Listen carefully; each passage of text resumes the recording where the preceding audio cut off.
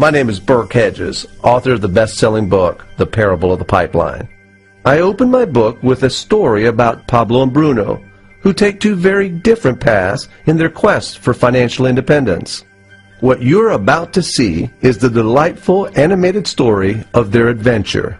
So, sit back, relax, and enjoy the life-changing lessons in The Parable of the Pipeline.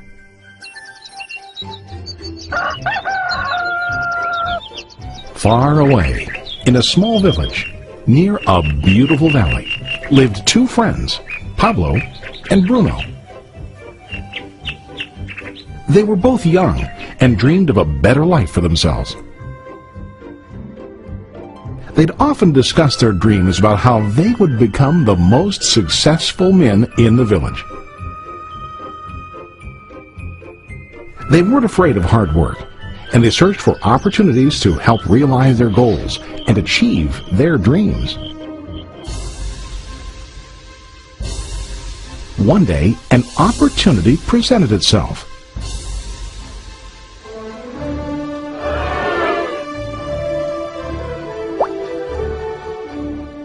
The mayor of the village decided to hire two people to bring water from a spring up on the mountain, across the valley, back down to the village. They were to be paid based on the amount of water delivered to the village. Bruno and Pablo enthusiastically got to work. Every day, from morning till evening, they carried buckets to and from the spring. They worked hard, carrying water to the village. In the evening, they'd return home with their day's wages.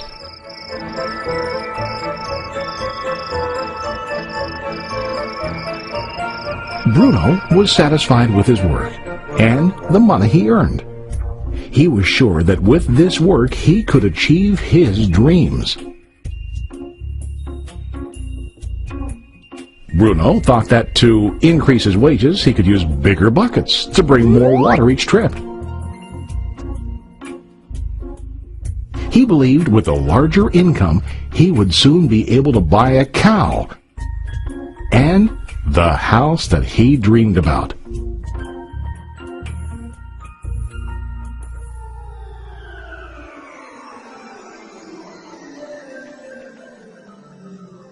Now Pablo was not satisfied. At the end of the day, his back and hands ached, and he was exhausted. He was looking for an easier way to earn more. One day an idea occurred to Pablo. He imagined building a pipeline to deliver the water from the mountain spring to the village. With this pipeline, he could get more water to the village without carrying buckets back and forth from the spring to the village. Soon, he got very excited about his idea and began to plan. Pablo, of course, shared his idea with his friend Bruno and asked him to join with him to work on and help build the pipeline. Bruno thought the idea was crazy.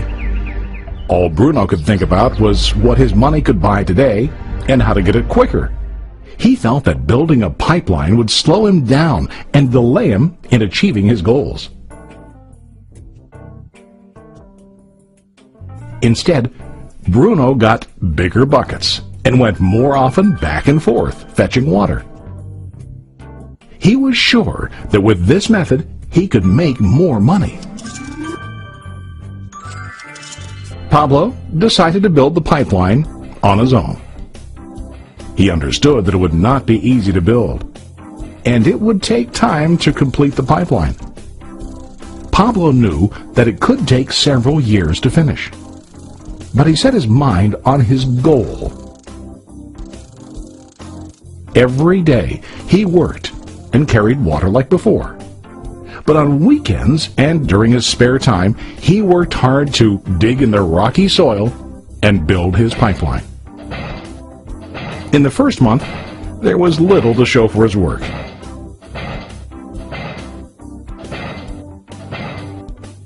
Bruno and the villagers laughed and teased him. They called him Pablo the Pipeline Man. During this time, Bruno's income doubled. He already bought a cow and a bigger house. His lifestyle changed. He now spent time after work in the bar, enjoying his hard-earned wages from delivering water.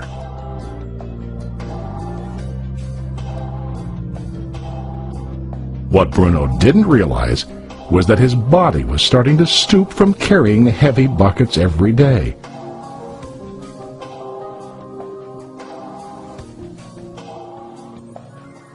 His face looked worn and his body tired.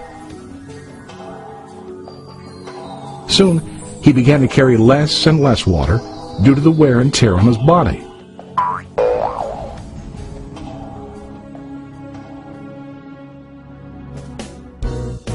Month after month, Pablo worked. Soon a year passed, and then a second year.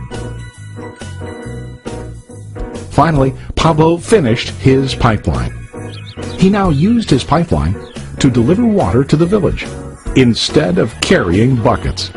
Pablo was now earning more money than ever before. The water continued flowing to the village, while Pablo wasn't working. While he slept and ate, the water flowed. Pablo was happy and proud of his insight, persistence, and hard work. Now his income flowed as long as the water flowed through his pipeline.